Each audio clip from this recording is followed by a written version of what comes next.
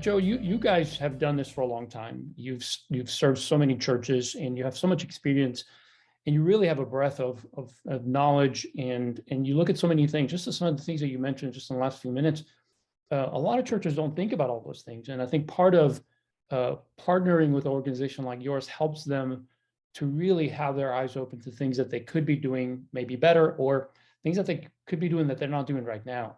So, what are some of the principles that Horizons using when coaching a church toward an integrated funding model approach to growing generosity? Share on that a little bit. Yeah, let's talk about what an integrated funding strategy is. When we say that, what do we mean?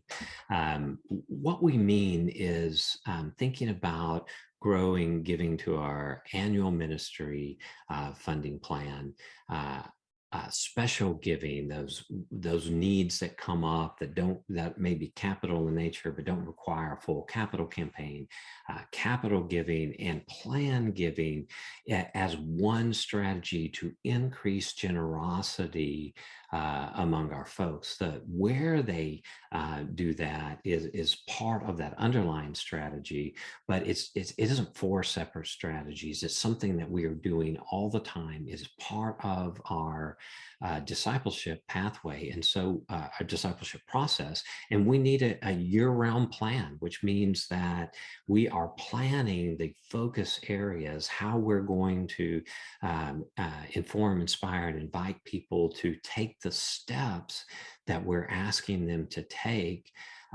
Is a constant process. And so what you're focused on is going to be a little bit different based on the life of the church. So for instance, after Easter, picking up, growing your recurring giving is important. And it flows naturally with people saying, the summer's coming, we're not going to be here as much. So we're setting up our giving on a recurring basis. This is a good time for us to do that. And so that might be a focus for you. But imagine having a year-round strategy that is integrated with your messaging from the worship platform. It's integrated through all of your different communication channels and pre-planned with intentionality, and you're measuring results and adjusting your strategy as you move forward. That's what that generosity team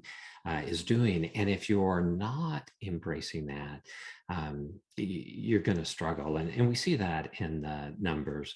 Horizons does a study once a quarter. We invite churches to tell us what happened year to date, year over year changes each quarter. And what we're seeing is that about 37% of churches are having a lot of success in growing generosity.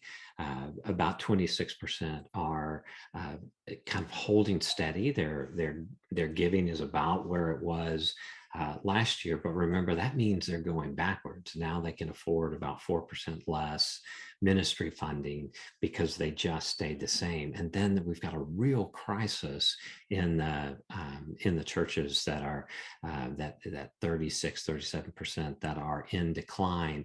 And those churches, if that pattern continues for a few years, it is unlikely that they will be effective ministers of the gospel 10 years from now. And so there's those that are doing well and those that are doing poorly. And there's also been a correlation of late. The larger the church, the better they are doing.